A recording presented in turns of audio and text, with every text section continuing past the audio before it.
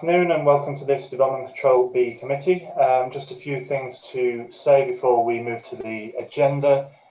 So the meeting is being held under the Local Authorities Coronavirus Flexibility Regulations 2020, which means that the decisions made in the committee will have the same standing and validity as if they were made at City Hall, and they're being run under the virtual meetings procedure rules that the council has published and which are available on the website.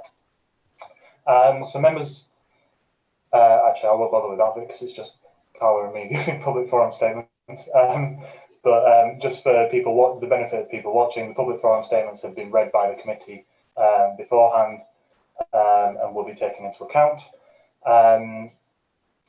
People who are watching online, you'll see a number of different people on your screen during the meeting, but only the councillors who are members of the committee will be making the decision on the application, and the other people are officers who are there to support us.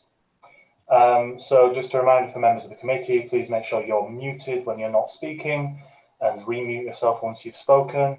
And when you wish to speak, please use the raise hand facility in Zoom. It's much easier to kind of keep track of everything. If you have to leave the meeting for whatever reason, then just ensure that the chair's aware, that I'm aware by letting us know if you can. When we get to the vote, we'll have to do a named vote like we've been doing for the other meetings. So I'll go through everyone in turn and ask you to indicate how you're voting. And that is everything. So let's move to the next item on the agenda, which is the apologies for absence. I've got a couple, Chair. Councillor Nicola Bowden-Jones, her substitute is Councillor Joe Sargent, and Councillor Fee Hans, her substitute is Councillor Martin Fodor. Thank you. And I think everyone else is here, so I assume there's no more apologies. Declarations of interest. I'll start. The second item on the agenda is one that I've called into the committee, so needless to say, I will step down from the committee and the chair at that point, and Richard, who as the committee's vice chair, will take over, and I won't take part. Clive, you've got your hand up. I just need to say that I went on the site tour this morning. I think it's the first agenda item, so just to let everyone know. Yeah, I mean, a lot of us did. It was obviously an informal visit, so it wasn't a mandatory visit for members of the committee to attend, but it was good to get kind of the background and the context of the application, but clearly it's not a conflict of interest. Does anyone have any others? No? Okay, the minutes of the previous meeting. Does anyone have any comments on the previous meeting's minutes? No, doesn't look like it. I'll therefore propose that we sign the minutes. Could I have a seconder for that, please? Richard, thank you. And the next item is appeals. Over to you, Gary. Yes, thank you, Chair. I must say there's obviously the list of current appeals are set out in the report and decisions at the tail end of the report as well. Probably only one thing worth noting really, and that's earlier on in the report, which is pages 15 and 16, which relates to the numerous appeals relating to Hamilton House. I think we're still in discussions with the planning inspector and the appellants over the format and date of the hearing. A hearing was originally arranged pre-COVID, and whilst the planning inspectorate have been operating some virtual hearings, we're not entirely sure whether that's the proposal here really, so that's why it's to be advised really. So obviously as soon as we get a date for that collection of hearings, we will let members know. Aside from that, Chair, that's the update this time around. Thanks, Gary. Does anyone have any questions on that or any other appeals? Joe?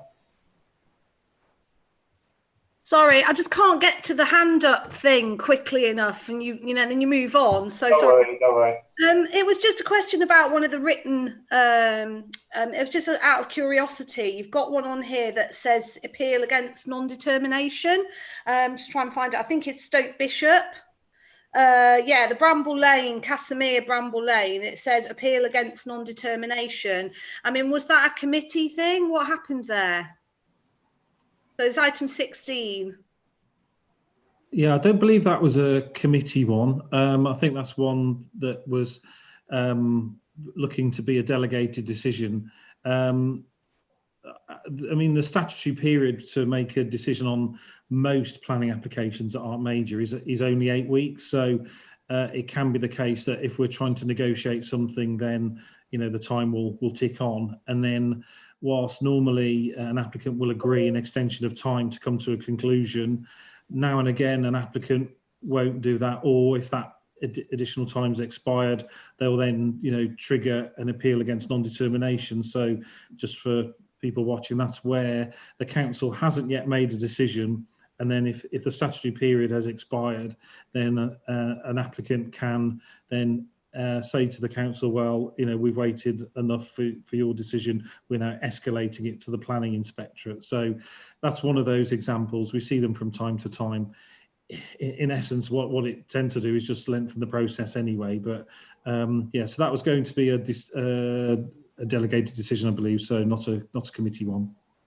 But sorry, can I just come back? I'm just curious because what are the implications of this for the council? Are we likely to have to pay costs? Is this development likely to go ahead because it wasn't determined? So appeals against non-determination are just treated the same as if permission had been refused. So the merits of the scheme don't get looked at any differently. Any exposure to costs is only if the council has acted unreasonably. If the council sought to make changes to a scheme and it has engaged, then there's very little risk of that. If we haven't engaged, well, that'd be quite rare, I would say. And that doesn't necessarily mean that an award of costs would follow either. So I'm not too alarmed by this really. But again, on a case-by-case basis, the planning inspector will have two decisions to make. One is to grant permission for the scheme or not, and then if costs are indeed applied for, then whether they're awarded against the council. Thanks. Thanks, Joe. Anyone else on the appeals? No. Okay, let's move to the enforcement then. Back to you, Gary.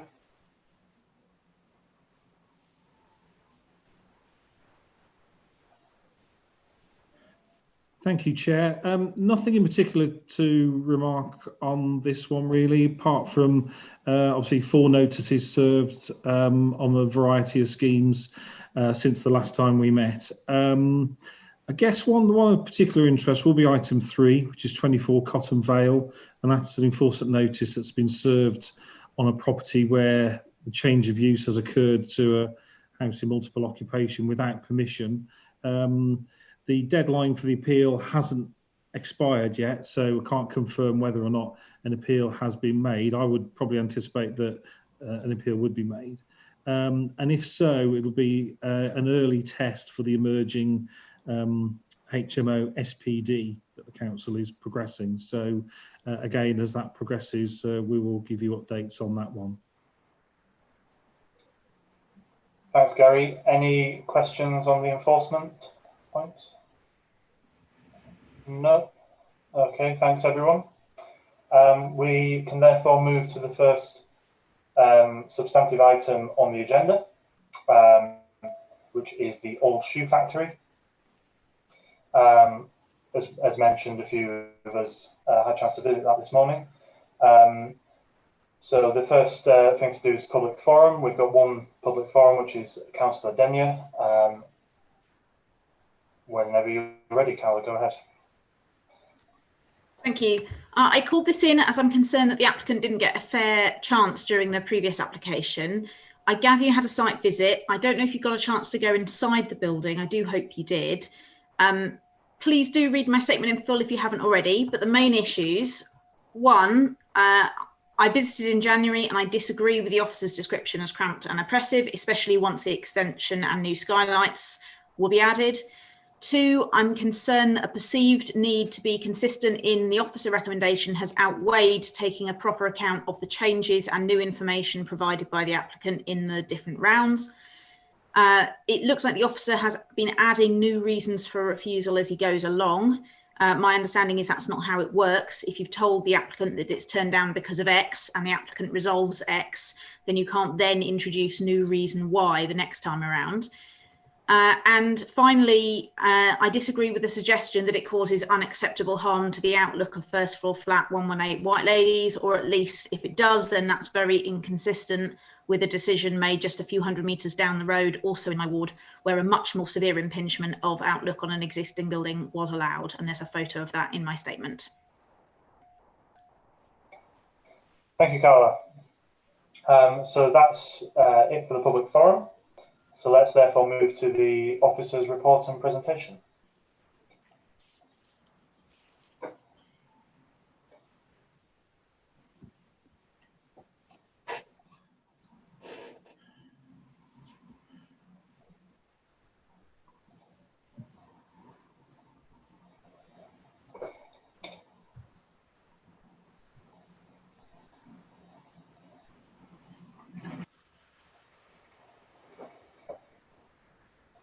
Apologies, I have to unmute my screen first and then share again.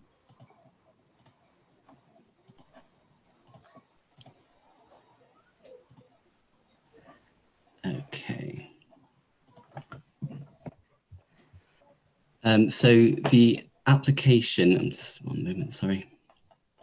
The application has been called to committee by Councillor Denyer and seeks consent for the conversion and extension of the old shoe factory, a two-storey building in office use, to a residential dwelling. Just to look at the site location, the site is in a highly constrained location, which is demonstrated by its backland setting behind three-storey terraces along White Ladies Road, Wellington Place and Apsley Road. The only access to the site from the highway is via a narrow gated service lane, and that's Cobblestone Lane, which you can see outlined in yellow there. The adjoining building is an ancillary garden room to a neighbouring dwelling. I've highlighted the location of number 118 White Ladies Road, as it is concluded that the proposed extension would impact on the quality of outlook from the first floor flat. The site is bounded by commercial units to the ground floor level along White Ladies Road and residential units, mostly flats, to the upper floors along Wellington Park and White Ladies Road as well. The site is within the White Ladies Road Town Centre and White Ladies Road Conservation Area. I'll briefly review planning history. There's been a significant planning history related to gaining a consent for conversion of the building to residential use. A prior approval scheme was refused following concerns the unit was already in mixed use office residential at the time of application. Subsequent full applications have either been withdrawn or refused based on officer concern in relation to space standards, lack of light, lack of outlook for future occupiers, as well as overbearing and loss of outlook to surrounding residents. Some of these concerns have been overcome and some have been upheld. Over the course of the three most recent applications, the applicant has not made significant material alterations to the scheme and has instead sought to overcome officer concern through the provision of additional information in rebuttal to the concern raised. It should be noted that overall officer concern has been consistent over the last 6 years in terms of the site not being suitable for residential occupation. So based on the current drawings, concern was upheld on several grounds, and these have changed little over the last several applications. To broadly review the refusal reason, it reads: the proximity of the blank elevations of the adjacent buildings to within 2 meters of windows to the ground floor habitable living space of the proposed dwelling combines with awkwardly laid out internal floor space and marginal space standards to deliver a cramped, oppressive and overall low quality living environment for future occupiers. In addition, the increased height, scale and massing of the proposed extensions would detrimentally impact on the outlook of the first floor flat to number 118 White Ladies Road. So to continue, I've included a couple of images of the site from ground level to give a better idea of the context of development around the site. This is a view down Cobblestone Lane, which is the main and only access for the site, As I mentioned previously, the access is gated as it has been historically used as a service lane for commercial units or by commercial units, which had caused clutter to build up. I'd also note there is plant equipment visible, and there's more plant equipment along that elevation, and that's associated with the commercial units. So cobblestone lane dog legs around the corner, and this is around the corner of the old shoe factory. And what I'd point out on this image is the width of the space between the two buildings, which is about 1.7 meters. It's highly constrained with the commercial units opposite. I'd also note that here that the ground floor window is obscure glazed. This would serve a bedroom. And this is from inside. This is the outlook from the ground floor window. There is a second window to the ground floor, which is also obscure glazed, but it's not in this shot. This is the outlook from the first floor window above, which is an outlook essentially over a blank elevation. And this is the outlook from a second window, a second window on the first floor as well. So I'll move on to display some plans and elevations. The proposal seeks consent for 2 first floor extensions, one to increase the roof height above the existing first floor level and another above the ground floor level on an existing projection to the building, which would accommodate a kitchen. You can see this is the roof extension here, and this is the kitchen extension here. Going around the elevations from the top left, the southeast windows are existing. The lower window is obscure glazed, the upper window clear glazed, but both are facing a blank wall, and images of these were shown earlier. The northeast elevation has an existing lower window, which is obscure glazed, and a new window would be added above. These also would essentially be facing blank walls. There would be a high level window serving the kitchen. However, it would not provide direct outlook, as this would cause overlooking to the windows opposite. And you can see that here on this elevation. Northwest elevation, this would just be a small window or vent for the bin and bike store. And finally, to the southwest elevation, there's the existing clear glazed window, which does provide a more reasonable level of outlook, and an image of that was provided previously. Moving on to the plans show a bedroom, bathroom, and bin and bike store to the ground floor level. You can see the bedroom here, bathroom here, and the bin and bike store there. And above there would be a living space with the kitchen within the extension. And I'd also note that within the additional roof space would be inserted a small mezzanine floor. So overall, while daylight levels may have been demonstrated in previous applications to reach minimum standards, only one relatively small window provides a satisfactory level of outlook, and the floor areas and ceiling heights only just meet minimum standards. Given the awkward layout with the narrow kitchen, insertion of a mezzanine floor, and the marginal space standards in terms of overall floor area and ceiling heights, when the identified poor quality of outlook is factored in, this gives rise to fundamental concern in relation to a low quality, cramped and oppressive living space being delivered in this location. I'll just say a brief word about impacts to number 118. Additional information was provided in order to rebut the previous refusal, particular impact to particularly with regards to impact to number 118. While the scale of the extension may still allow light to reach the window in question, as shown by the 25-degree line, a detailed section shown on the right is considered to make it clearer that the extension would have a significant impact on the quality of outlook from the window, which is the only source of direct outlook to the rear of that flat. In terms of more detail in that regard, following an officer site visit, the existing enclosed and recessed nature of the window was noted, as was the situation of the new extension due southwest of the window. The window is the sole source of outlook to the rear of that flat, and the proposed extension would further enclose it. So on this basis, not only would the outlook be generally poor for future occupiers of the old shoe factory, as previously identified, but the outlook from number 118 would be furthermore and detrimentally enclosed and obstructed by the new extension.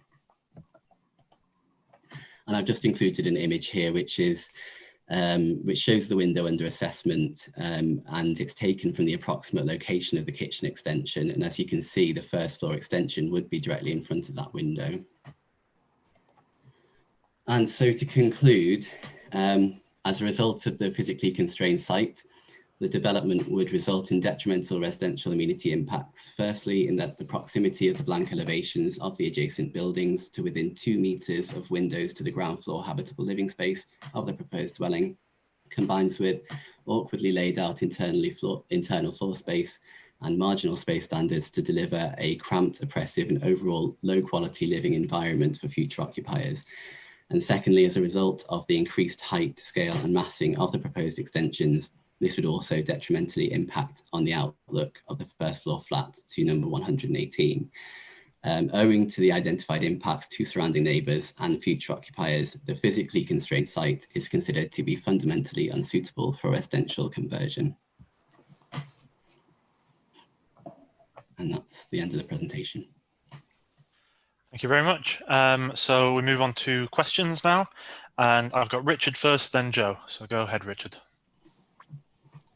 Chairman, Councillor Danger mentioned a recent decision which was completely at odds with this one, further down White Ladies Road. Can the officer say why in this case we took a different decision? Yeah, we have to assess each case on a case-by-case basis, and we have to assess it based on the context of that site. I did take a look at the example given, and I would actually say that that's a good example of a very bad relationship between 2 buildings. I might be able to, I'm not sure if I've got a slide of it, but it's within the documentation within the referral anyway. It was, I believe the dwelling was originally approved first in 2004, and then the much larger building adjacent was approved in 2007. The officer, it's quite different because this is a conversion of an existing unit with an existing context around it, while those 2 were sort of approved at different times. The officer concluded in that case, I believe, that because the main habitable windows to that dwelling overlooked a small garden to the rear as opposed to the very overshadowed front elevation, that it would be acceptable on balance. However, in the case of the old shoe factory, a principal inhabitable room is the bedroom at the ground floor level, and that really essentially has no outlook at all. So I don't think that that's a very strong comparison, and also I don't think we were able to really introduce sort of precedents in that way to how we assess schemes. Thanks. Richard, do you want to come back on anything? No. Thanks. Joe, next then, please. Okay. Well, I'm a little bit concerned about what Carla raised in her public forum about this idea that newer sort of reasons for refusing an application sort of appear when others appear to have been dealt with. And I don't know if that's the case, but it would be useful to get some response to what she said. Other concern I have is that I did try to visit the site, but I didn't get anybody, no one was there. And we were told that there was it was between 9 and 10. And I hadn't really taken it on board until this morning. But I got myself up nice and early to go along. Luckily, I don't live very far away. But I wasn't able to go in and have a look. And to be honest, I was a little bit annoyed about that, because it wasn't. I felt a bit misled about being able to go and see it. But I recognised that it wasn't a formal visit, so it wasn't going to stop me from sitting on the committee. But since I've heard Carla's statement, I'm quite concerned that I didn't get to go in. It feels to me that this is the main reason why this is not considered to be a good application, is that it's seen as not being a very good living space. And actually, I would really like to have been able to have gone in to make that judgment for myself. So I feel, as a comment going forward, I really hope that we're going to be a little bit better about when we invite people to go on informal site visits, that we make sure that it is entirely possible for them to go on those site visits during the time that they were allotted. But in particular, this feels to me almost arguably everyone should have gone and had a look at it, bearing in mind what the ward councillor has said. So yeah, that was really the comment I wanted to make. But bearing in mind what Carl has said, I would like some sort of, you know, a little bit more of a response on, you know, how this decision, you know, the challenges made to this recommendation, how those challenges have been met. Yeah, so I'm just looking at the officer report, the committee report now, and I tried to, well, I sort of included the previous refusal reasons just to kind of give an idea of this, but they're a bit wordy in places. So there have been, this is the third application in a row essentially, where essentially the same plans have come forward. And however, the applicant has provided additional information to for assessment with each application. One of them, for instance, one of the refusal reasons mentions substandard internal floor space and low ceiling heights, as well as it being generally poorly lit. That was actually removed from the refusal reason on the subsequent application because the applicant provided a daylight study, which was accepted, and also made changes to the internal floor space to allow for acceptable ceiling heights. So that element was removed from a previous application, from a previous refusal. However, what I would say is that the key elements have always remained the same, and the elements is the lack of acceptable outlook in a constrained location. I'm not sure whether Councillor Denyer was referring to the inclusion of impact to number 118 as a part of the refusal reason, sort of in the last few assessments of the scheme. However, I would justify that by saying that that was introduced following a site visit, an officer site visit, and concern, you know, from taking photos and being on site and looking at that window, looking at how it's recessed between two extensions, and how the kitchen extension would further enclose and disrupt any views out from that, or reasonable views out from that window. That element was brought in as part of the refusal reason. And I think it has to be understood that this application, this scheme, has been assessed on many occasions now. So over time, and given different information being provided and assessed, I don't think it's unreasonable that the refusal reasons haven't stayed exactly the same each time. But there's very little difference. The basic principle, the fundamental concern remains the same, and that's regarding general poor outlook and a poor quality backland location.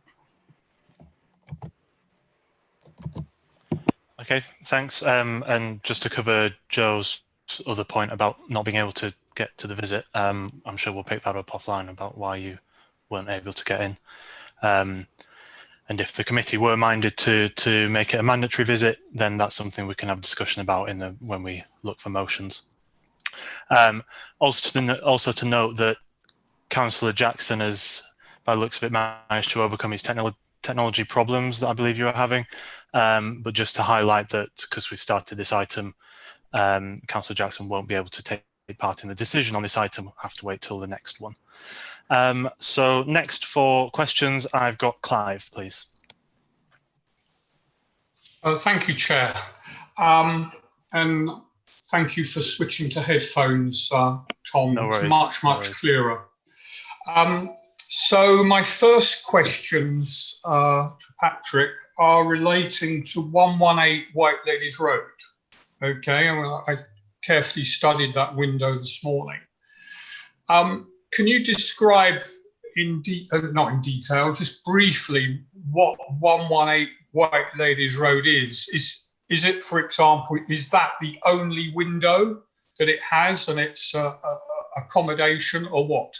It's a first floor flat, I believe, as far as I'm aware. I will admit that I haven't been inside, but I believe it's a first floor flat in residential use. When I did my research, that's what it was. And there are several windows on that level. One of them's obscure glazed, that serves a bathroom. And it was that single window, which I assume is a bedroom window, but I can't confirm that, that I was concerned about, because it is, as far as I'm concerned, the only actual source of a reasonable outlook to the rear of that building, of that flat, sorry.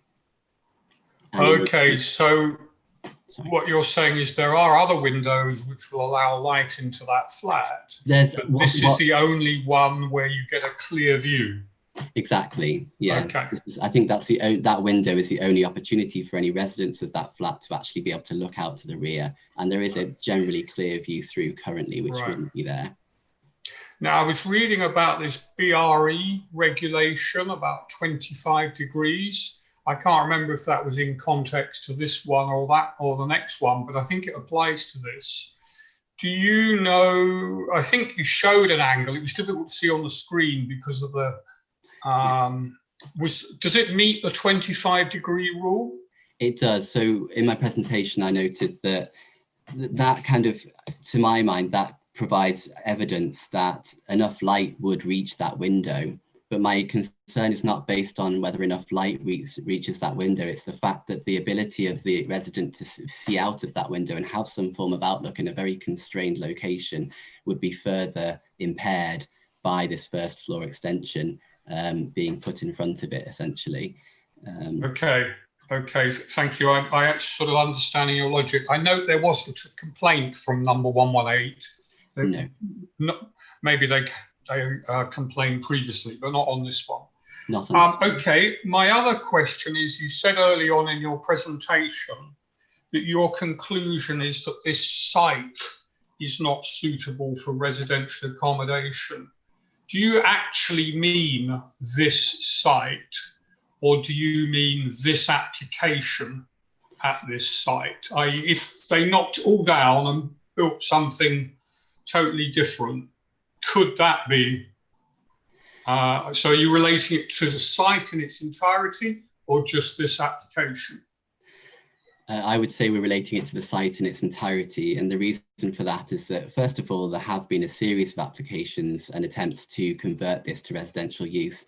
But the problem with the site is that it's so heavily built up already, and whatever you built there would always be in a very close proximity to large walls that go up to a first floor level from the, for instance, in front of, I think it's the southeast elevation to the existing building.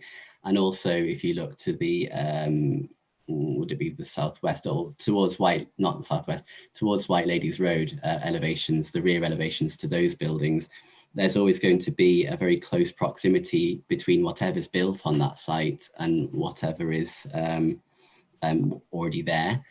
And because it's set within this high level of surrounding development, and given that the applicant, I do believe, has made every effort to try and deliver something acceptable, given that we still have this, we've still identified a really high level of concern in relation to just a really poor level of outlook.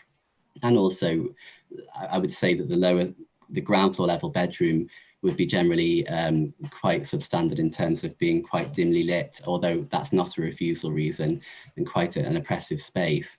I don't think, in answer to your question in short, I don't think the site is suitable for any sort of residential development. Okay, and finally, because I see there's some other questions. The NPPF, the overall planning document, says that we should have a presumption towards sustainable development. So that, if something's 50-50, we should then presume an okay, which is something I see in lots of officers' reports. Do you see that this is marginal, or, in your judgment, it's anti, but a different weighting, could be done otherwise?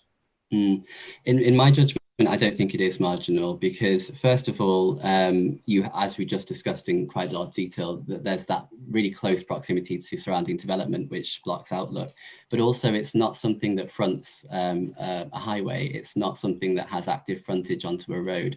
It's set back behind existing development, and it's set back behind it, and it's the access to that dwelling, or sorry, to that building is via a narrow service lane. It's not an ideal location in principle for a residential dwelling. Thank you, Chair. Thanks, Clive. Martin, next, please. Thanks very much, Chair, and thank you to the officer for your explanations. So I've read the statements, and I did come on the informal visit. I think I can understand why in your comments you're saying there are clearly a lot of constraints. It is heavily constrained. It's not the ideal location.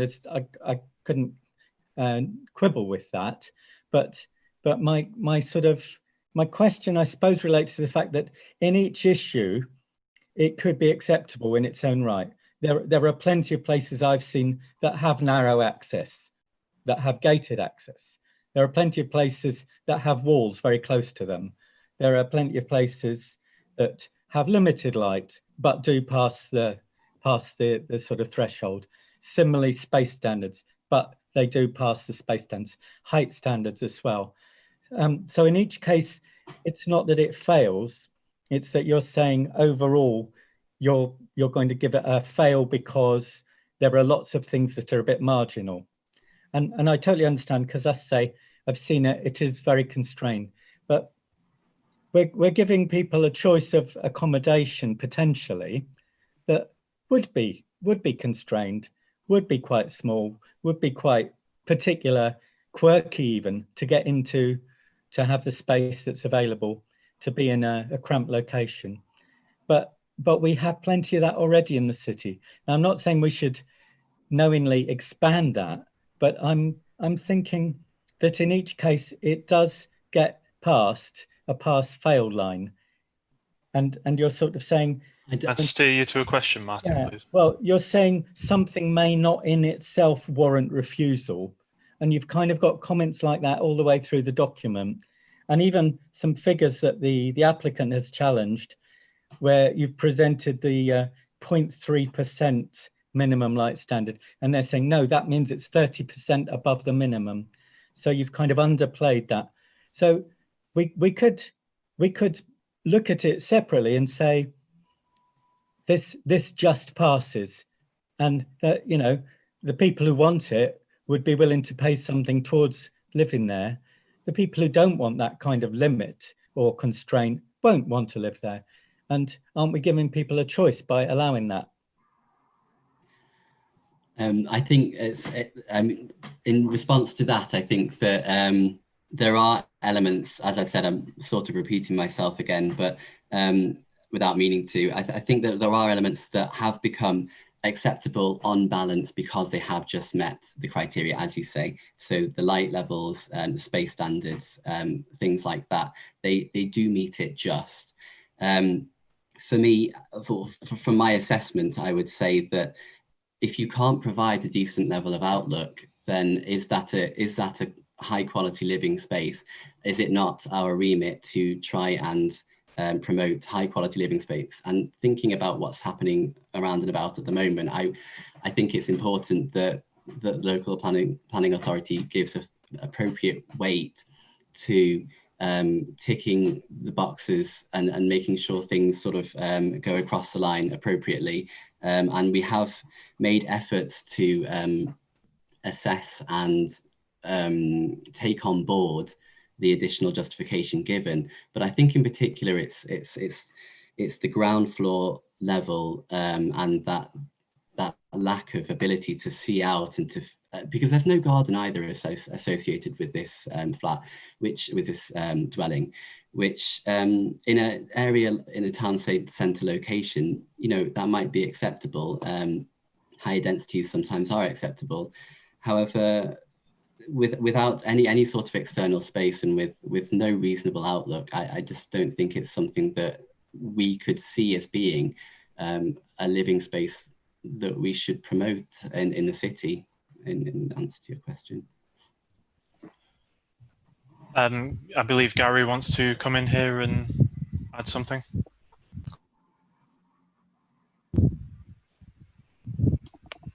Looks some technology is not happening. Yeah. Do you want to mime it? Should we do charades?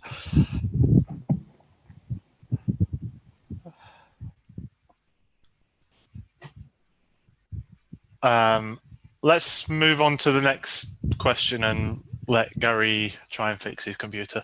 So I've got Ollie next. Have you got me, Tom?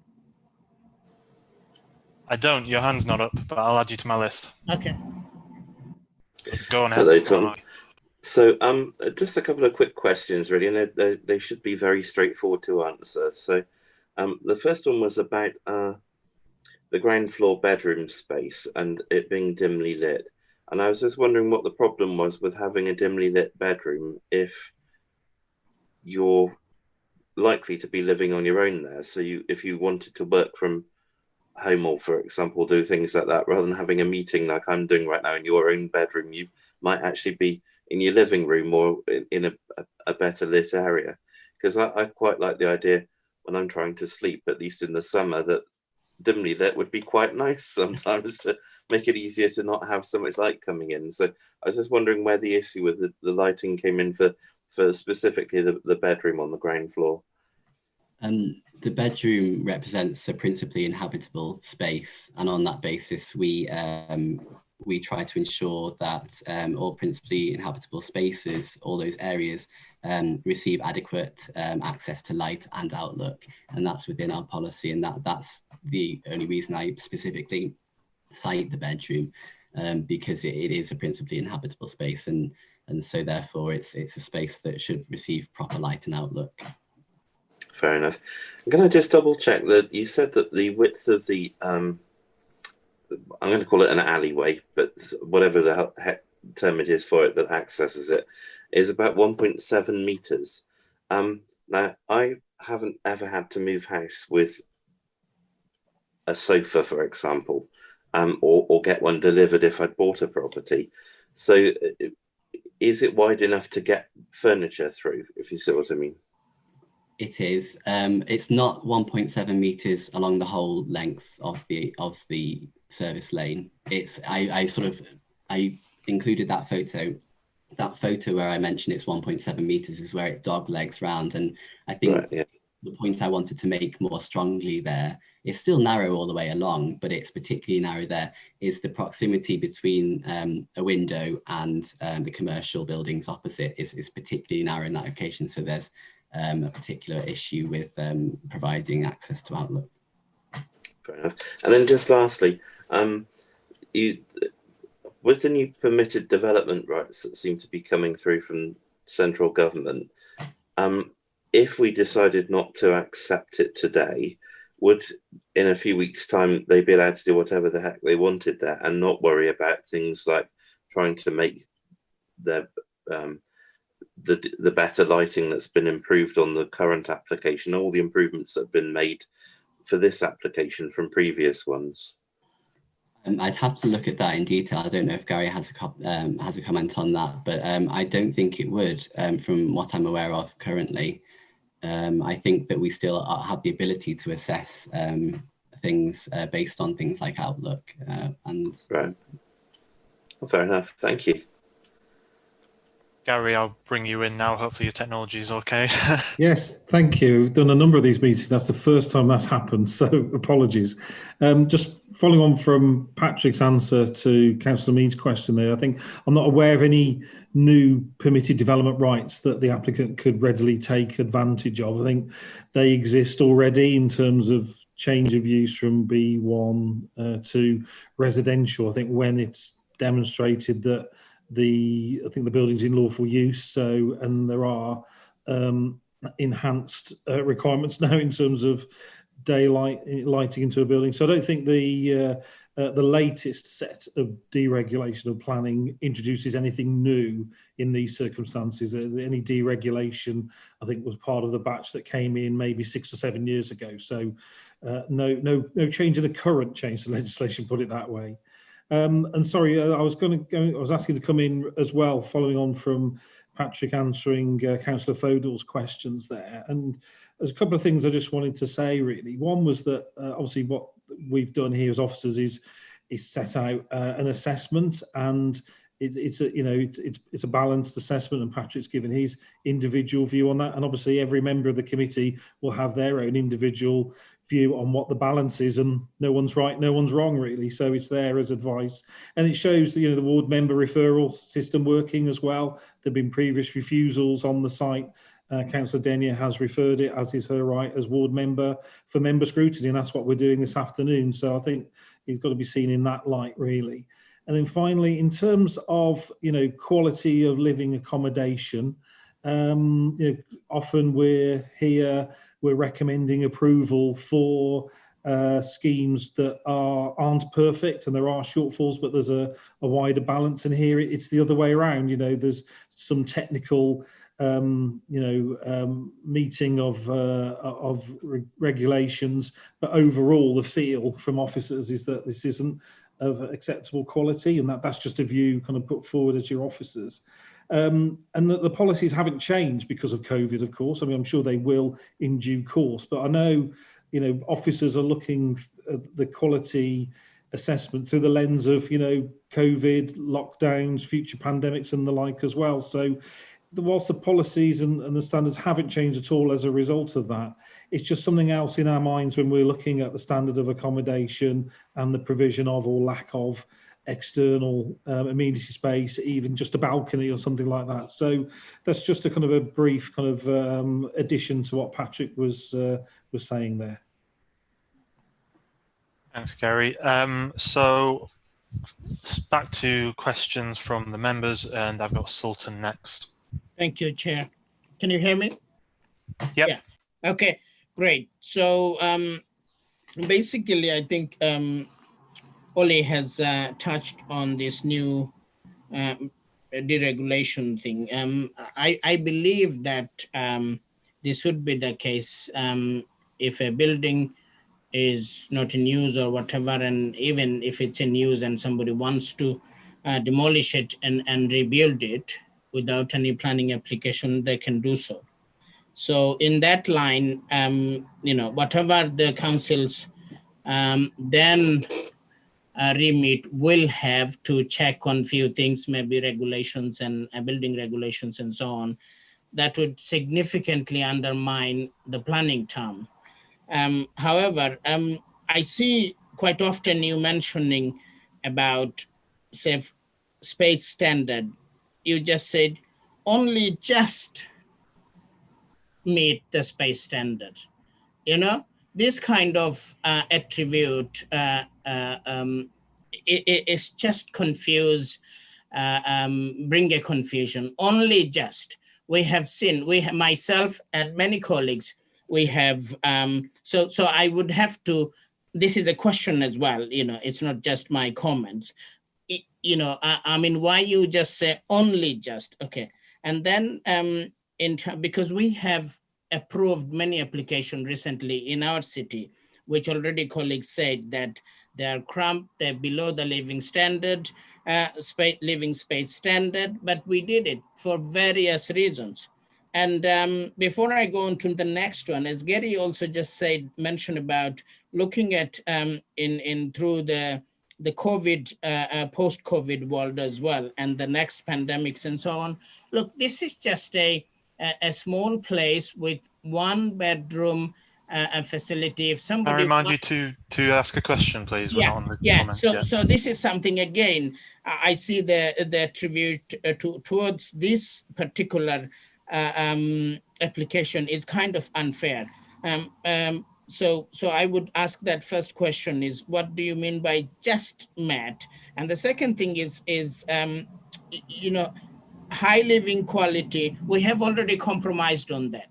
You cannot be choosy, and we have to be. Yes, we understand. But if it is something that we are having a major application, then these kind of issues are very important. It's got to come in. But this is just, if I didn't visit this place today, I would have been kind of following your, I mean, of course we do follow your advice and we have to do that. I would have been following quite blindly your suggestions and all this, but I'm glad that I visited.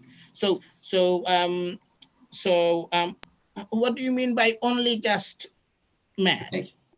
So only just is mentioned because as throughout the assessment of the scheme, it's been concluded to be unacceptable owing to cumulative impacts, I would say. I don't think it's any one single thing that's lent our sort of decision making to be towards a refusal on each occasion.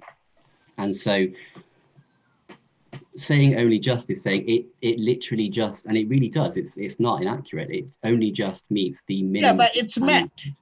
It's met. Well, you can read it like that, it's met, but then it's just met.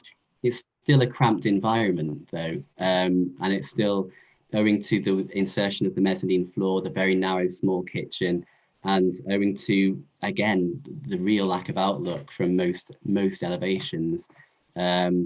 So that would be my comment on why only just was mentioned. Yeah, you are correct. It is met, but it's the absolute minimum that can be offered in that instance.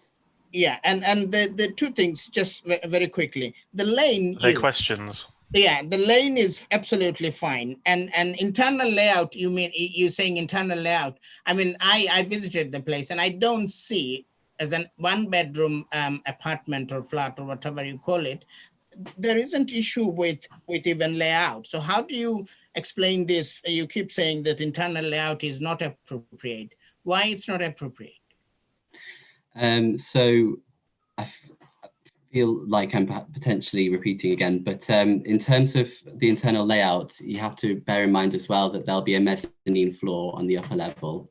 So we're not arguing about light, we're not arguing about space standards, but in order to achieve the appropriate space standards, that mezzanine floor has had to be put in, and to gain some extra floor area. And as a result of that, upper floor space, as you experienced it, wouldn't be the same. It would be mostly covered, maybe not mostly covered, but it would be partially covered by another floor. So that adds to a cramped environment. But that's above 7 foot. Possibly, but I think that still it's not ideal. And in terms of the cramped layout, I mentioned the kitchen as well, which would be small and narrow, and also the lower floor, which would be quite cramped and sort of poorly lit generally. Again, I haven't said it's a refusal reason, but it's not ideal. Yeah, but the second floor mentioned it, the roof would be more than, I mean, after the flooring and all this, it would still remain about 7 foot. So this concern even it's outweigh the importance of this application. Anyway, yeah, thank you. Okay, I'd like us to move on to the discussion on this item now. Does anyone want to go first? We've got Clive and Richard and Mike. Joe, your hand's been up since you asked the question, so just to highlight that if you want to ask. Sorry, I didn't realise I hadn't put it down, but yes, I'd like to join. You would, all right. And me too, please. Okay, Clive first. I'm struggling to use my raise hand on my laptop, so that's all. Okay, thank you, Chair. I'm going to go against the officer's recommendation. I think this should be approved. Whether that involves a cooling off period, we shall see. My analysis is firstly 118 White Ladies Road, their window. It's not an issue about light, it's an issue about outlook. What can you see? But you can't see a great deal now, unless there was some public art outside. Maybe that's a condition. Get Banksy in. Then looking at the actual property itself, the ground floor is the bathroom and bedroom, and the lack of light in there isn't such a big issue. The first floor is the living areas, and that's fine. In fact, one of them had a really good outlook. The ceilings seem high enough to me. Maybe the chair is a different test than I am.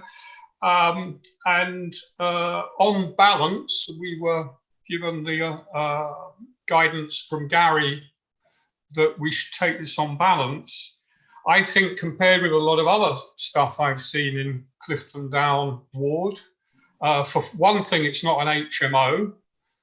Secondly, I think when I was younger, it's the type of place I could have lived in for a while. So I think I will support an approval. Thanks, Clive.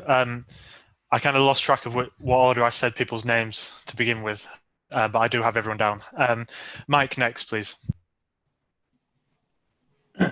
I'll be really quick. I think it's okay, perhaps for a young professional who's not at home much and doesn't have many possessions, maybe not living there forever, but they might prefer it to living in an HMO. So it's not perfect, but on balance, I'll support it.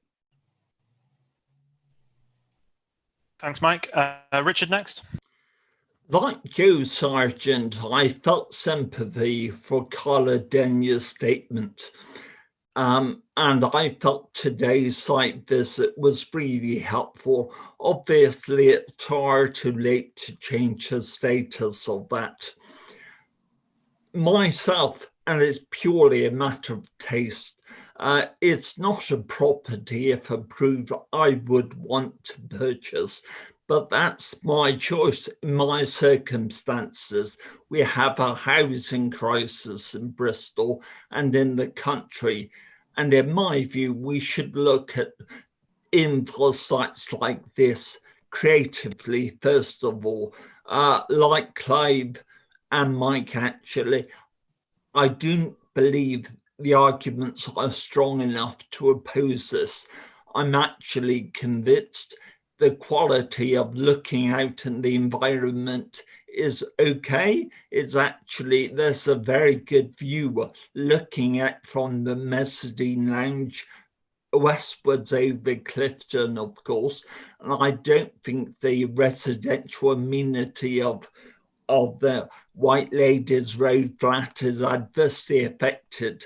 So I'll be voting in favour of this. Thank you, Richard. Martin, next, please.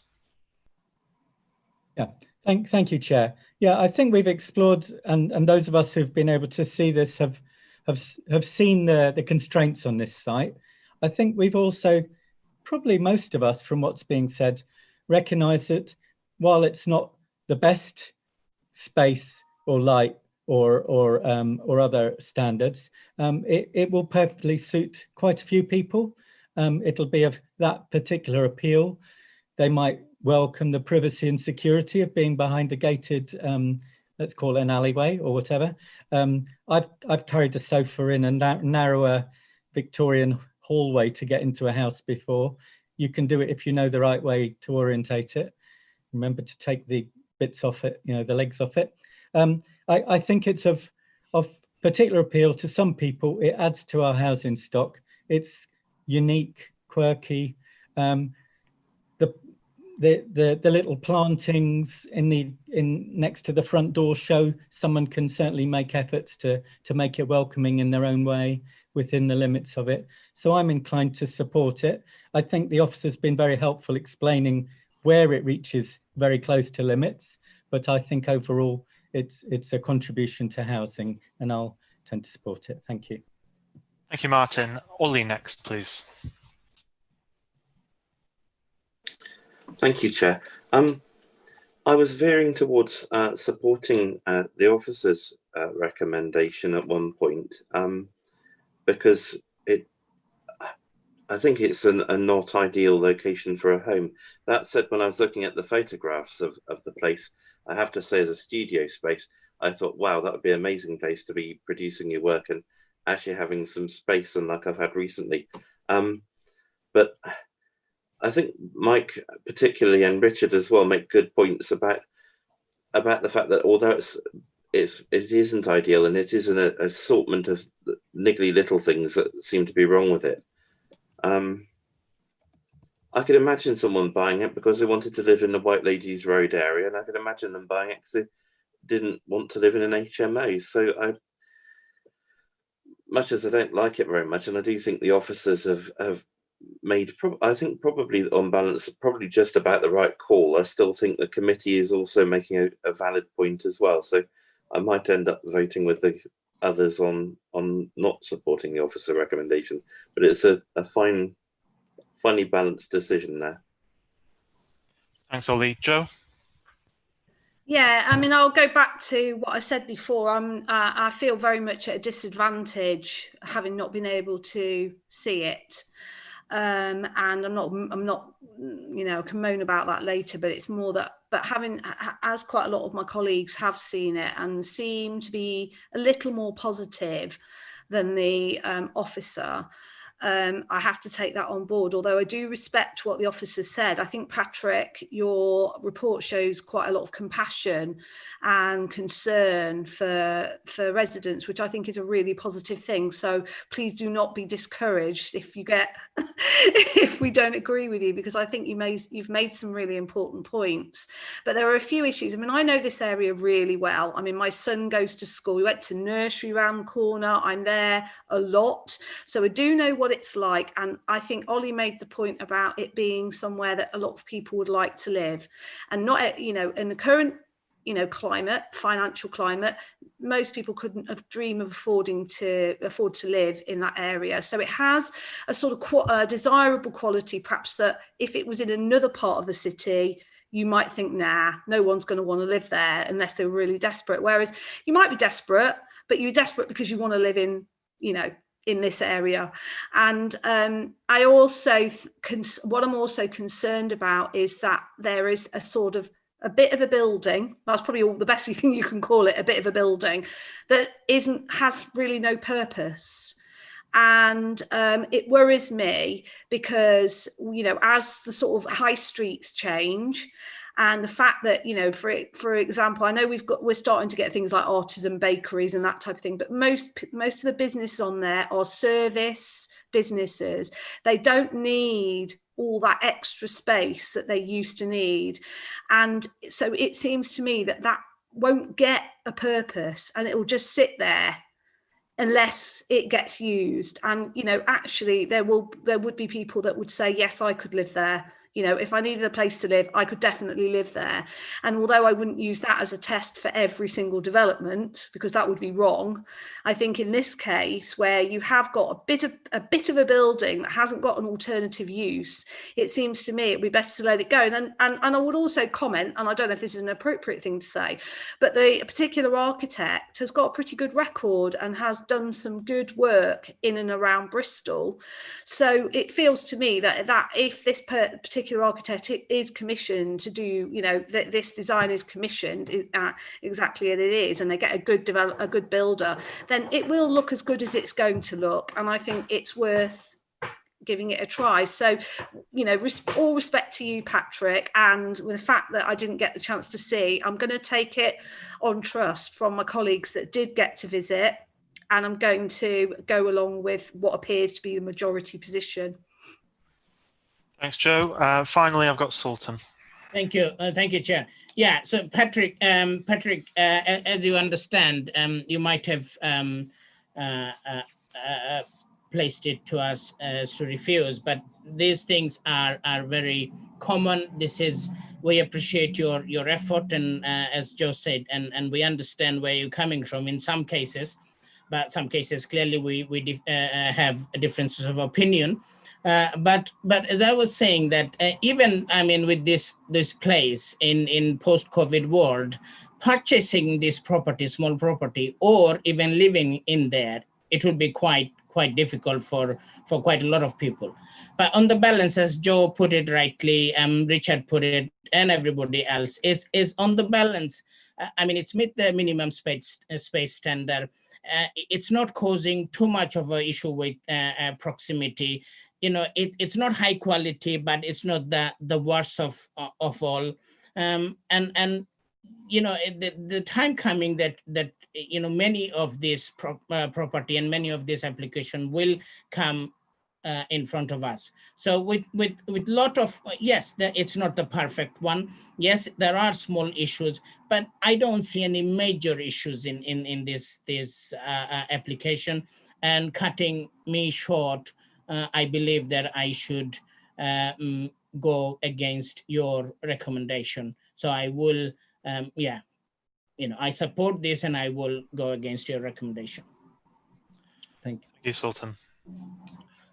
So time for us to vote on a motion. It looks like we know where it's going to go, but just to test the water as chair, I will propose the officer recommendation to refuse. Would anyone like to second that? Second. Okay. No, sorry. I mean, like, yeah. Okay. Yeah, I did. The motion. Okay. That's you don't fine. have to. That's fine. Sorry, I was a bit confused. the proposal can fall if no one seconds it. That's perfectly okay. Okay. I don't second it in that case. Yeah. You don't second it. All right. Does anyone else want to second the motion to refuse? Chairman, can I, sorry. Sorry, Chairman. I think with the new protocol, we need to vote on the officer's recommendation first, and then if it falls, move to the next one. We don't have to vote on it. It can be proposed and not seconded, and then we move on to something else. So, given this hasn't been seconded, given this hasn't been seconded, could I ask if anyone wants to propose an alternative motion? Mike, I think you got there first. Can I propose that we approve the application with all the suggested conditions from the officer? So that'll be delegating to the officer to do the conditions. Yeah. Seconded for that? Yeah. Richard, thank you. Okay, so the motion is to approve the application and delegate to officers to add some appropriate conditions. Could I ask Richard first? 4. 4, thank you. Sultan? 4. 4, thank you. Leslie? 4. 4, thank you. Joe? 4. 4, thank you. Martin? 4. 4, thank you. Mike? 4. 4, thank you. Clive? 4. Thank you. 4. Ollie? 4. 4, thank you. And I will vote 4 as well. So that is unanimous. The application is approved. So I'd like to propose we have a comfort break. I was going to say 5 minutes, but it's just gone 10 past. So let's say till 20 past 3. And we'll move on to the next application, and I'll let Richard just take over from now, basically. But 20 past 3. Thank you. Okay.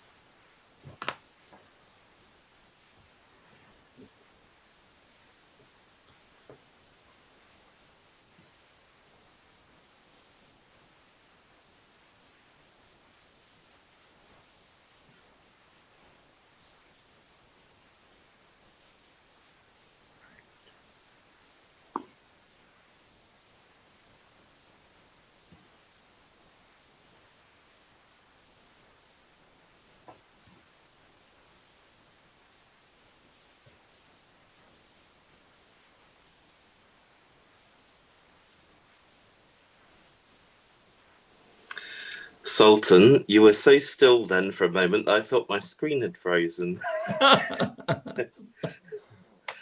And I thought, oh, not another technological thing to work out today.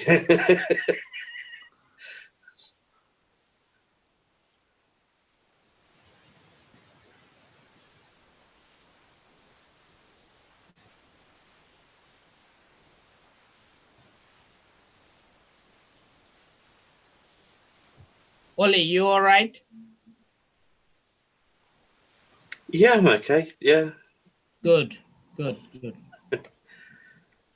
You're growing your beard, which is, you know. Well, I'm not really growing it. It does it all itself, Sultan. It's very easy. Yeah. Do you not feed that? Do you not water that?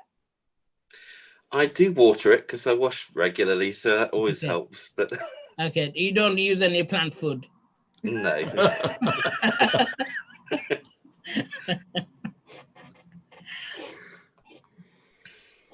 Well, I'm looking for a plant food which can help me, you know, but I couldn't find anything to grow some hair.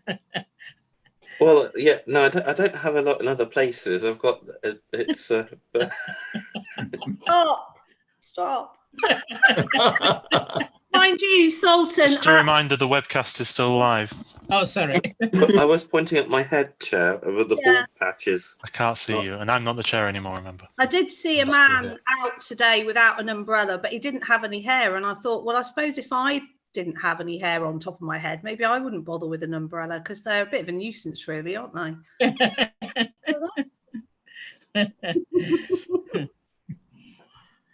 Well, I do use an umbrella. I try my best because otherwise the water comes straight on the roof, you know, empty roof.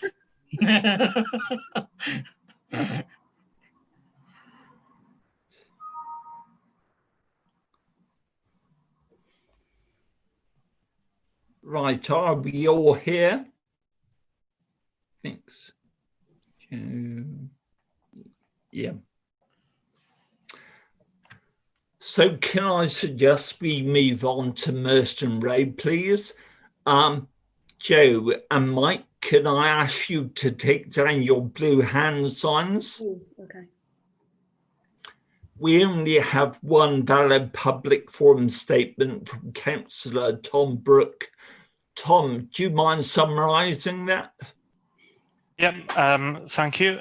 So firstly, some context. So if you're not aware, the Merton Road estate is off Gloucester Road. For many years, it's been the bane of the lives of local residents with noise pollution, rubbish, chemicals, unlawful development, light pollution, breach of planning conditions, including 3 separate recent enforcements against this applicant alone.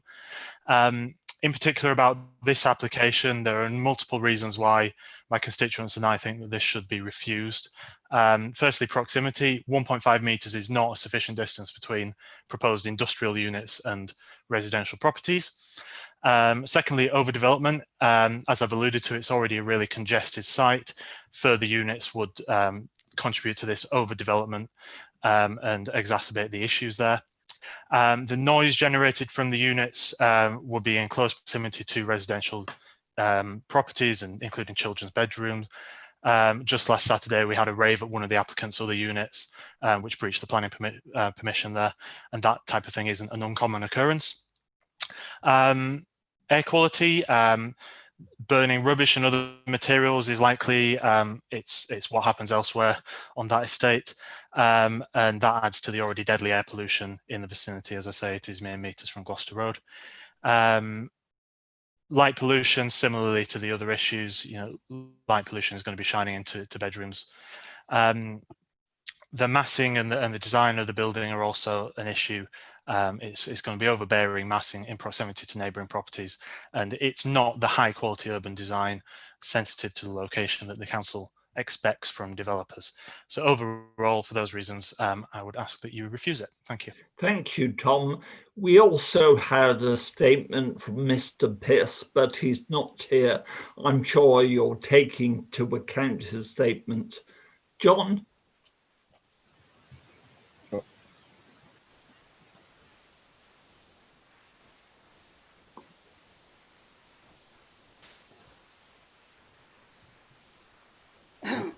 continue that sharing. Okay, good afternoon, everyone. This application relates to Unit 7 at Merton Road, in which they seek to construct 3 single-storey business units under use class B1C, which is light industrial.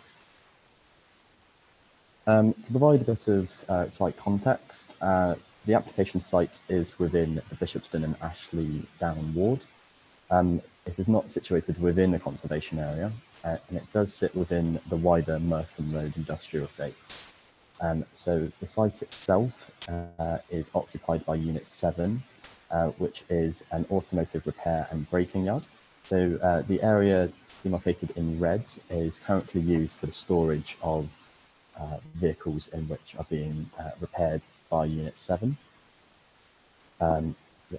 And as referred to, it does back onto residential gardens of Brinland Avenue. So it would be sited 1.5 to 1.6 metres from the gardens and 12 metres from the rear elevations of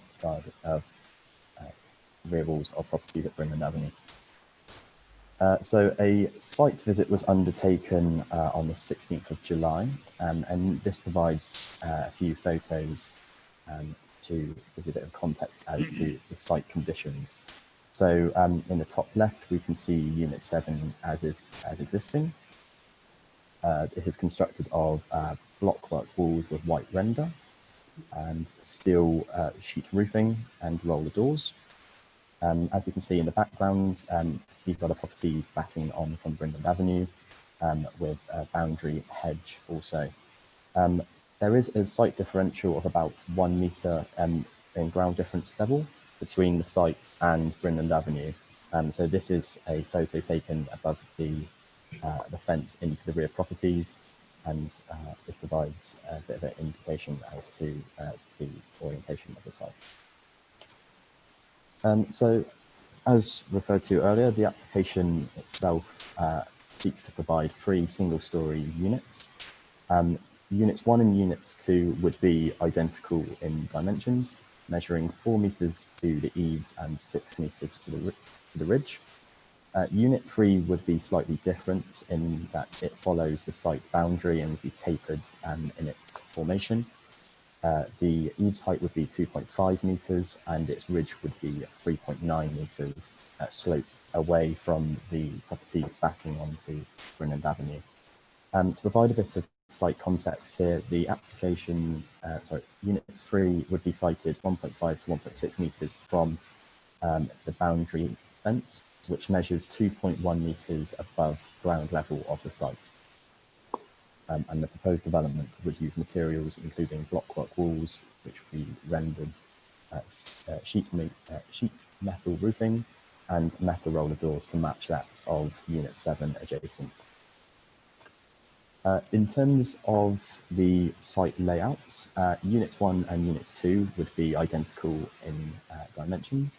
So they would be 6 metres in width and 12.6 metres in depth. Unit 3, as referred to earlier, would be tapered in its width, measuring 7.5 metres at the front elevation and 1.9 metres at the rear, creating that 1.5 to 1.6 metre difference between the boundary fence.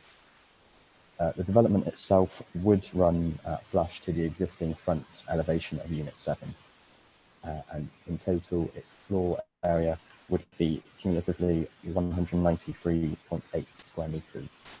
Within the site itself, there would be car parking for 3 vehicles, 1 to each of the units, capacity for 6 bikes, and the provision of 5 1,100 litre refuse bins as demarcated down here on the boundary. The application received a relatively small number of objections, being 12. The principal concerns raised by the public generally came in from properties at Brinland Avenue. The main concerns related to noise, light and air pollution, as referred to by Councillor Brooke. Concerns were also raised to the ongoing burning of materials within the application site and the wider Merton Road industrial estate. and also concerns relating to overshadowing and overbearing of Unit 3 and Unit 2 upon properties with rear-facing windows at Brinland Avenue. We did receive one neutral comment also, which suggested that if we were mindful to recommend approval for the application, was to provide a number of conditions limiting its use and limiting any noise and ventilation measures provided for Units 1, 2 and 3. So the application, as Councillor Brooke referred to, was referred to committee by himself on the 25th of June, citing reasons of overdevelopment upon the site, overbearing, poor urban quality of design and air quality and noise impacts. So what I'll do now is I'll go through the main assessment criteria that I have gone through in determining the application. I'll take a recommendation. So the principle of development, so policy BCS 8 outlines the need to provide 10 hectares of industrial and warehousing land in Bristol during the planned period.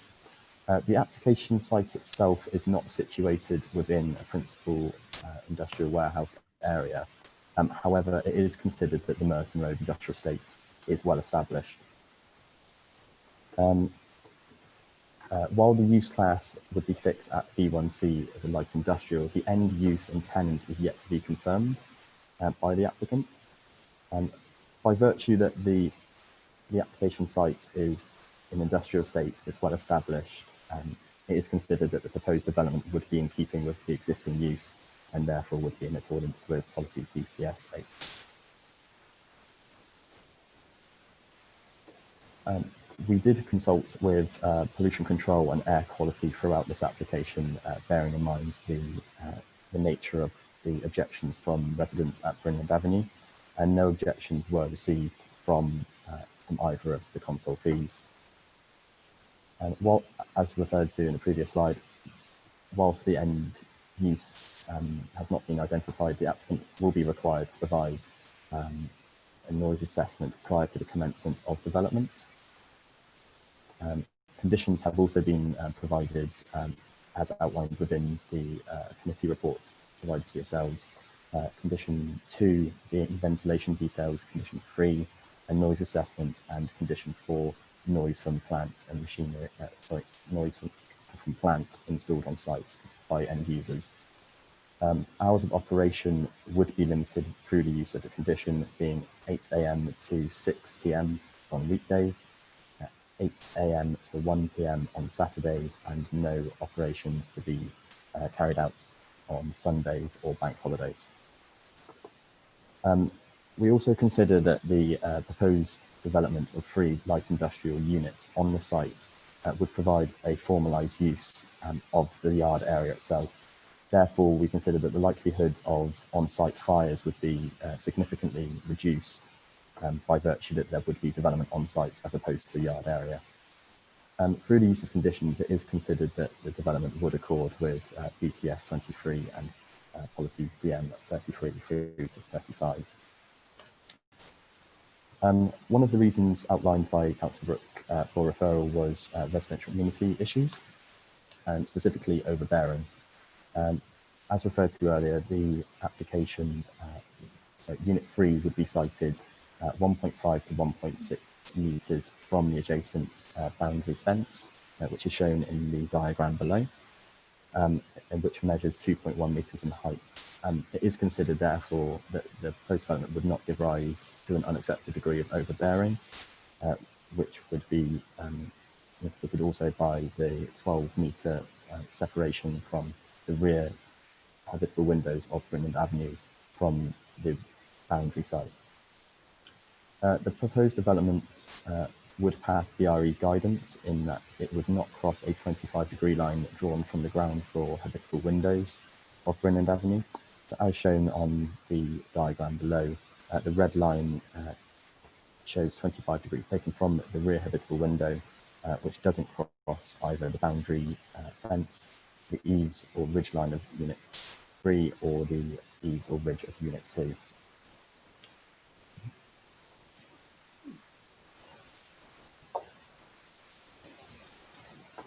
Transport Development Management were consulted on the proposals.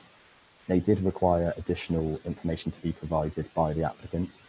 This related to ensuring that there were 6 metres in distance between the units and the free parking spaces. This was subsequently provided and was deemed acceptable. So to clarify, the proposed development would provide 3 car parking spaces and 6 bike spaces within the application site. And as demonstrated, an area for 5 1,100 litre refuse bins, which would be collected through private collection.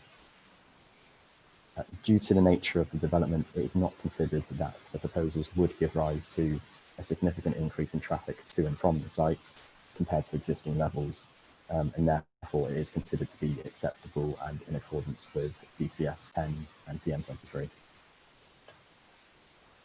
In regards to its design, the development would be of a scale which is in keeping with the existing site. It would run flush to the front elevation of Unit 7 and would demonstrate a ridge line 0.9 metres lower than the existing Unit 7. Unit 3 has been reduced in height to ensure the residential amenity of properties at Brinland Avenue and would be sited 1.6 metres from the shared boundary fence.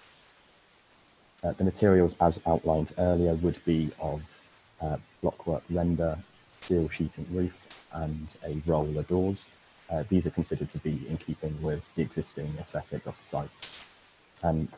By virtue that the site is for B1C light industrial use, it is considered that the proposals are in keeping and functional with the intended use and therefore acceptable. In regards to sustainability, the Bristol City Council Sustainability and Climate Change Service were consulted on the project and raised no objections. The proposed developments of units 1, 2 and 3 would have a low energy consumption of less than 150 kilowatts per unit per year. And as such, it is considered that opportunities to provide air source heat pumps and solar PV panels to the roof would be not viable or expedient in this case. Having consulted with the sustainability team, they have considered that embedded measures such as low energy lighting, such as sensors and ambient lighting, would be appropriate to minimising residual energy demand further. As such, it is considered that the proposals are proportionate and expedient to the nature of development and in accordance with BCS 13 to 15. Also, flood risk management were consulted on the project and they raised no objections also. This is mostly due to the fact that the change in permeable surfaces would be less than 250 square metres. As referred to earlier, the development itself would constitute 193.8 metres squared. However, a pre-commencement condition has been added to the committee reports to ensure suitable drainage. Primarily, this has been provided to reduce the likelihood of surface runoff into the properties at Brinland Avenue, mostly because of the topographic difference of about a metre in which I referred to in the opening slides. This condition can be seen as condition 5 within the report and is considered to be in accordance with BCS 16.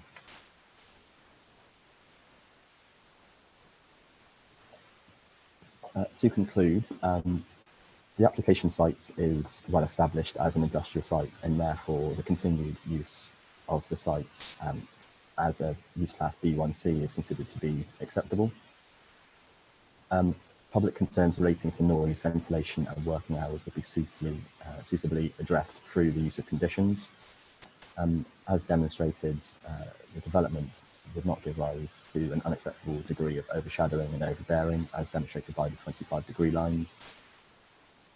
The proposed development would provide suitable refuse collection, car parking and cycle storage within the application site. And the proposed design is considered to be in keeping with the intended use, with no unacceptable flood risk or sustainability issues. That will be the end of my presentation. If anyone's got any questions, please feel free to ask. Right, we'll just move over to questions, John, and thanks for that. Before we move, I've got two questions. Firstly, Councillor Brooke and also Mr. Pearce mentioned that they provided some context of the problems on the site. It seemed to me that some of those were legitimate key planning issues and some weren't, so we shouldn't take those into account. Can you divide what we can focus on and what we can't? Yep, of course. So the application itself relates to the business units and therefore the intended use, in terms of its noise and air pollution would be issues that we can relate to. Issues such as the raves on site, which Councillor Brooke referred to, would therefore be outside the remit of this application, would be something that I haven't considered in making the recommendation today, because it sits outside the remit of this application. Issues relating to residential amenity have sought to be addressed through conditions, and we have worked well with air quality and pollution control to limit any potential issues as far as practically possible. Fine, John. My second question was, obviously the site had temporary use before, so to what extent could we actually limit the abuses and take enforcement actions if they have permanent conditions? Sure. So as part of the committee reporting which has been provided, we have sought pre-commencement conditions. So we would have the ability to, the applicant would have to provide details to discharge those pre-commencement conditions. So we would see details relating to noise from plants, noise on site, and and a further noise assessment and ventilation details from the intended use. So that'd be fine. But also what we have done there is we have provided the condition limiting the working hours from 8 till 6 weekdays and 8 till 1 on a Saturday, and no working hours on a Sunday or bank holidays. Fine. Thanks, John. Joe Sargent. Joe? Yeah, sorry, following on from what the Chair's comments and questions, regarding enforcement, is the role of enforcement likely to be any different if this development goes through to what it is at the moment? Because I asked that question because the impression I'm getting from the public forum statements is that that enforcement's not maybe being as effective as it should be, because there's been a lot of complaints. So what worries me is if they're not able to act now, what will they be any more able to act in the future, and particularly with regard to the hours of operation? And I suppose the other question is the hours of operation. Are there any other like existing structures on that site that have hours of operation imposed on them, or is it just a free-for-all for everyone? And how is that going to affect any new business coming in, and what difference will it make to the residents if there are already a bunch of people coming and going, making as much noise as they like whenever they want, and then one set of businesses that have to abide by the rules, assuming that enforcement is going to come out at all? Yeah. Okay. No, I fully understand. The application itself, we can only provide conditions which relate directly to this application, as opposed to previous developments.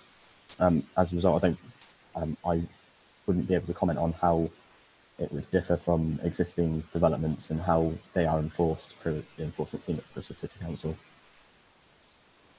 John, do you think Gary could just comment on that, whether there's a chance we can actually get enforcement to be more robust.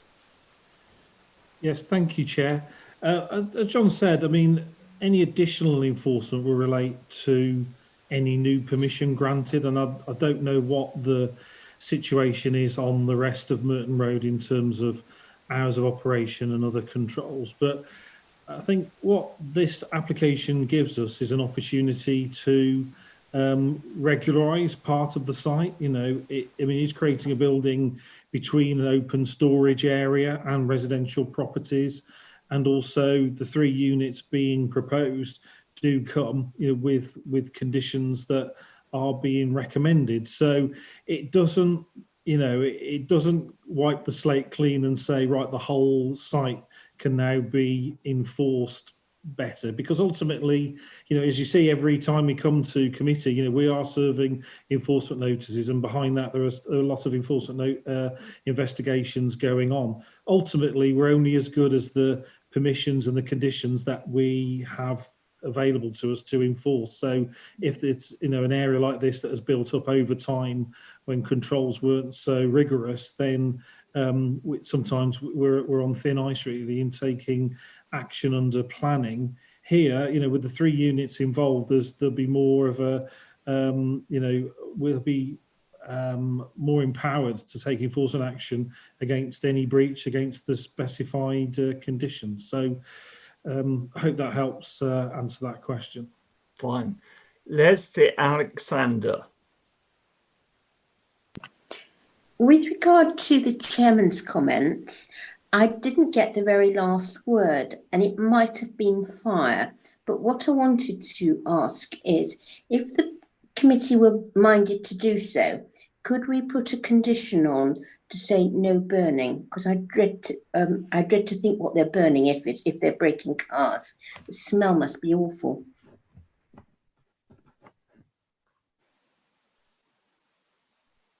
Yeah, I believe that's something that we probably could add as a condition to the existing report. Good. Clive Stevens. Thank you, Chair. I've got 3 questions, if I may. Firstly, I think this site was in the local plan consultation last year, was allocated as mixed residential and light industrial. Obviously, the local plan is on holiday at the moment, but I'd be interested, Gary, as to what, because it says here 100 houses. So I'm wondering what status that has, please. And then, Chair, I've got 2 other shorter questions. Yeah, so I can't say I'm familiar with that draft allocation. Other areas around the city, I have been. Okay, it's BDA 0401. Okay, I mean, as with anything new that was proposed in the local plan review document consulted on over a year ago, that will have limited weight because the local plan process, it was tied to the joint spatial plan. Obviously, we're going down a different route now, so there is a delay, but the work's still continuing in terms of refreshing our local policies. So we, for example, we as officers, and I would say members, couldn't either put any real weight on that allocation at this point in time. Okay. One thing I just wanted to add about the light industrial use, that in the legal definition of that is that they are uses that can take place in a residential area. So under Class B1, you know, that's a definition that's existed since the 1980s. So I wouldn't want anyone to think that we're dealing with, despite the history that Councillor Brooks set out, which are in sort of environmental things, inherently we're not talking about what's supposed to be a bad neighbour use, and certainly what's proposed isn't there to be a bad neighbour use. Class B1 uses are supposed to be compatible with a residential area. Okay, thank you. My other 2 questions are, we've got 3 industrial units. Do we have any estimate how many jobs this will create, because that's an important consideration. At this current time, we do not. It's the intended use would be B1C. However, they are currently looking for tenants. Should it be approved? So we don't know who the future occupants of this will be, and therefore we can't, with a certain degree of certainty, estimate as to how many jobs it would provide. Okay, that's fine. You don't know. And my final question, please, is I get the impression that certainly the noise and the burning of the rubbish is because the land isn't developed. Yes. And therefore, is it your opinion that by putting these three light units there will actually stop people burning tyres and having late night parties? Yeah, that would be my assessment of it, is the fact that by bringing it into a formalised use, those kind of illicit behaviours would cease to be an issue, or not cease to be an issue, it would be mitigated. Okay, and sorry, I'm adding a slightly, does this application cover any land that isn't like a little bit of car parking or anything like that, which can also have stronger enforcement regarding burning tyres and other antisocial activities? Yeah, so a number of conditions have been added to the report, which would limit the storage of materials within the application site. Parking would be only within the designated parking areas of that site. So what that would seek to achieve would be an open yard area, unlike what we saw in the site photos in slide 3. So the conditions relate to the application site, so that would encompass the yard also. Okay, thank you. Before moving on to Martin Fodor, Gary, I've got your blue hand up. Yes, I just wanted to come in, thanks for allowing me, Chair, because Councillor Stevens raised the issue about jobs. Now, as John has correctly said, that's purely speculative at this point in time until the units are occupied, and by whom and in what way. But I just wanted to bring your attention to factual situation that on the application form, applicants are invited to set out what the situation is for existing and proposed employees. So just for your information, they said 6 new employees. It is speculative because we don't know who would occupy the units, but that was submitted as part of the application, just for your info. Fine. And Gary and John, can I ask, before we come to a vote later, could you just consider the framing of the words for a condition of forbidding burning, please? Fine. Martin. Yeah, thank you, Chair.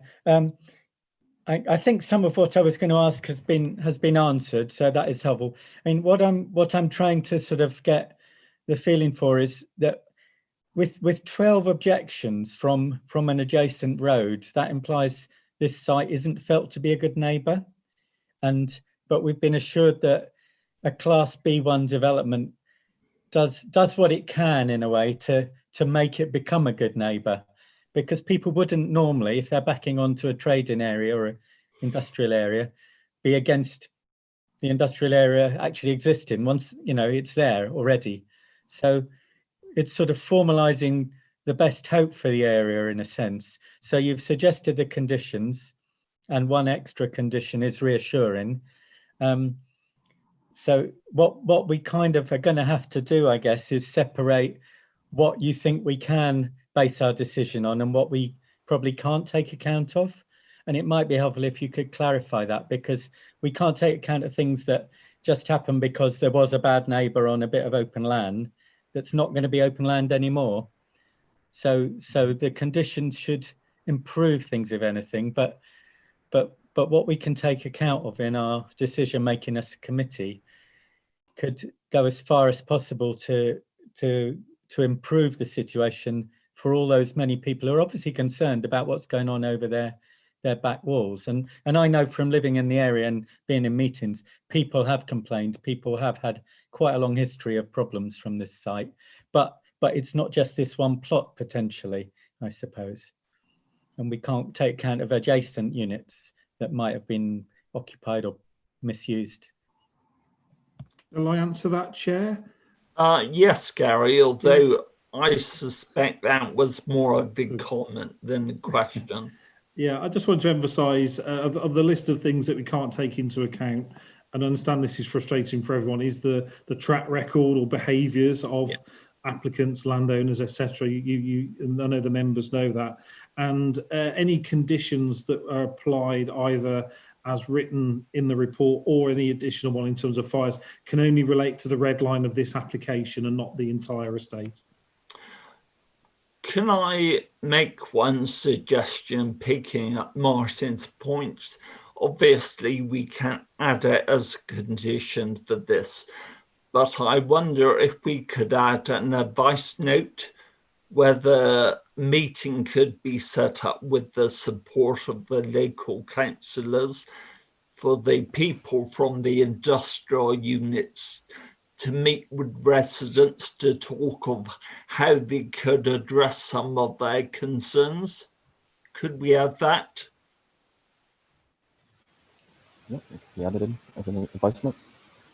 Yeah, Chair, I don't know whether it'd be best as an advice note or as part of a resolution. You know, advice notes are usually part of the ongoing management, but you know, yeah, we'd be happy to add that as an advice note. Yeah. All right. I'm keen to do that because clearly, as Martin and Tom said, relations have been poor in the past, and we need to actually move on from here and improve matters, of course. Right. I think I've got every questioner down. Leslie, do you mind removing your blue hand? Leslie? Fine. So can we move on to the debate, please? Could you indicate if you wish to speak? Ollie.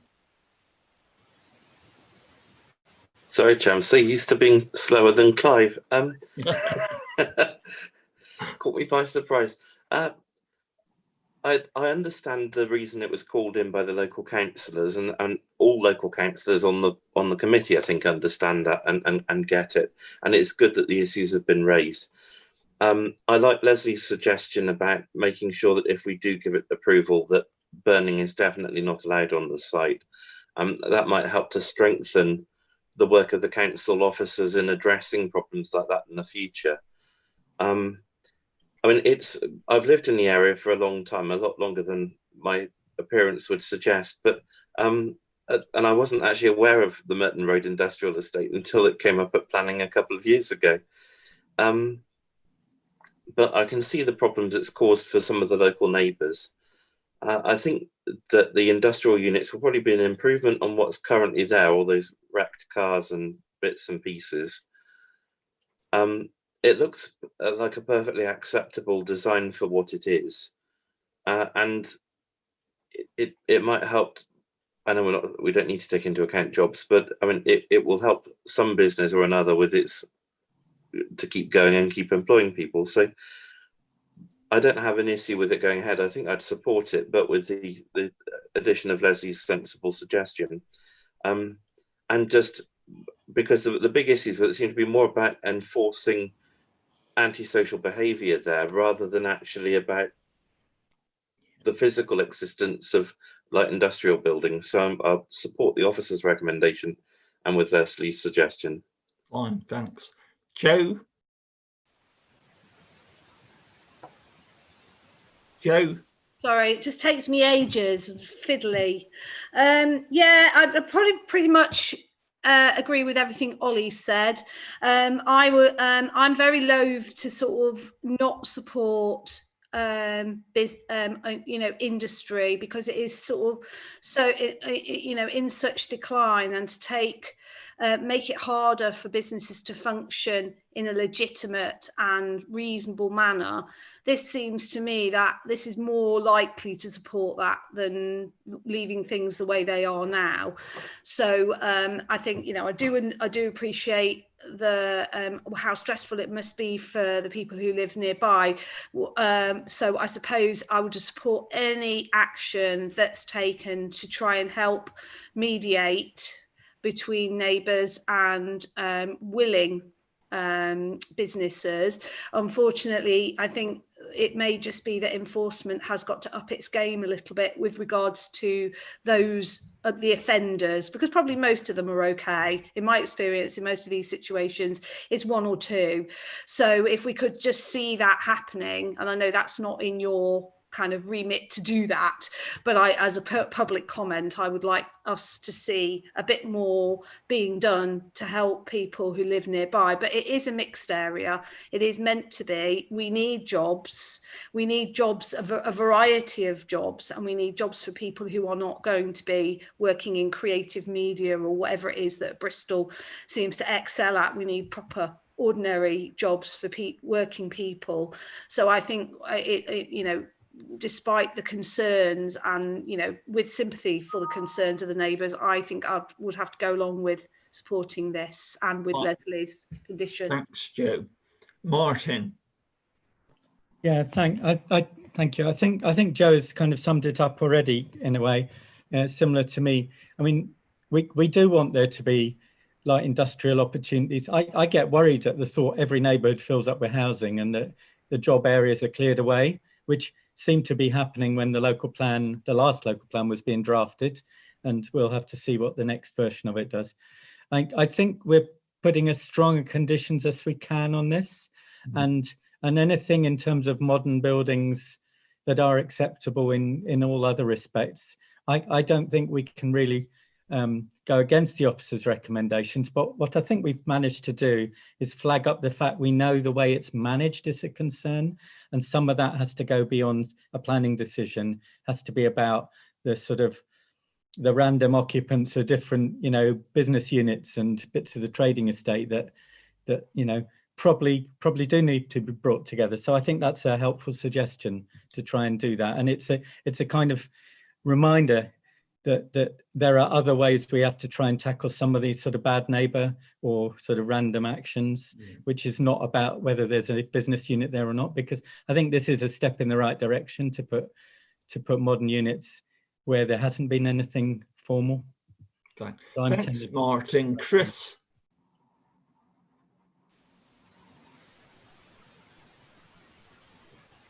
We can't hear you. Is your volume working?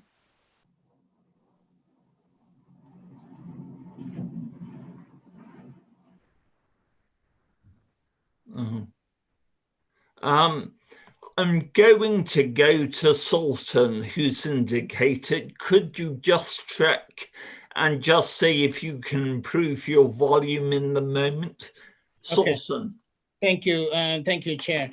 Yeah, so I appreciate really coming this to committee, because I have a historical issue in my ward as well.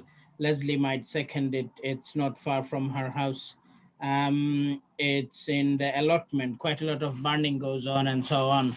And so it's caused a lot of concern for the local residents and so on. And I had many calls over the years and so on. So I get the point where the community and also local councillor coming from, and he might be the one who is kind of in stress more than anybody else, because he get calls and then, you know, further calls, and then he had to deal with all this.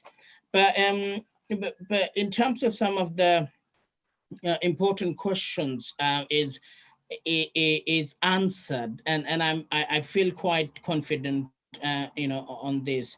And there are say like air quality, transport, and pollution control. Nobody has objected, so it's a pretty kind of a helpful indication. And I like the first thing John said, is that formalizing formalizing the use of land, which is gonna resolve a lot of the issues, because you leave piece of land somewhere, and obviously there will be an attraction of some nuisance and so on. So yeah, I mean, like, I think in balance, not furthering too much my comments, in balance, I think we can. I can support it, and by supporting this, a lot of the issues hopefully go away. And in terms of further enforcement, of course, with the conditions and so on, hopefully we'll make sure that also under control, some extent. Thank you. Thank you, Sultan. Chris, can you speak now? No, doesn't appear so. I'm sorry for you. Since you're mute, can I just say from the chair, I agree with what everyone said. I think from now it's about actually ensuring we have enforceable, robust conditions.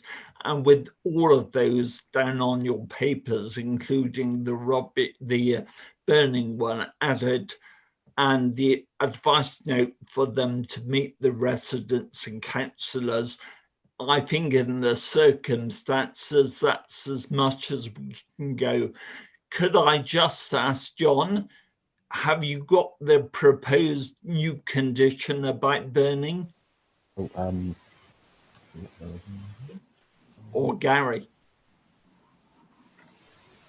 Yeah, I think it can be quite a simple condition. I've seen them on permissions over the years, really, just that no fires shall be lit within the application site at any time. Fine. Simple as that, really. Fine. So can I ask, do we have a proposal for the recommendation to approve subject to that and the advice note, please? Joe? Seconder? Sawson, thank you. So I'll go around you all. Leslie? 4.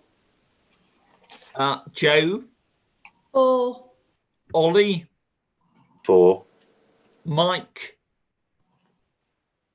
Sorry, 4. Sultan? 4. Clive? 4. Martin? 4. Chris, I guess you can't speak. Put your hand up if you're in favour. We all assume that, and I'll vote in favour. So it's unanimously approved. May I thank you for that and thank the officers and formally close the meeting. Our next meeting is on the 16th of September. See you all there. Thank you.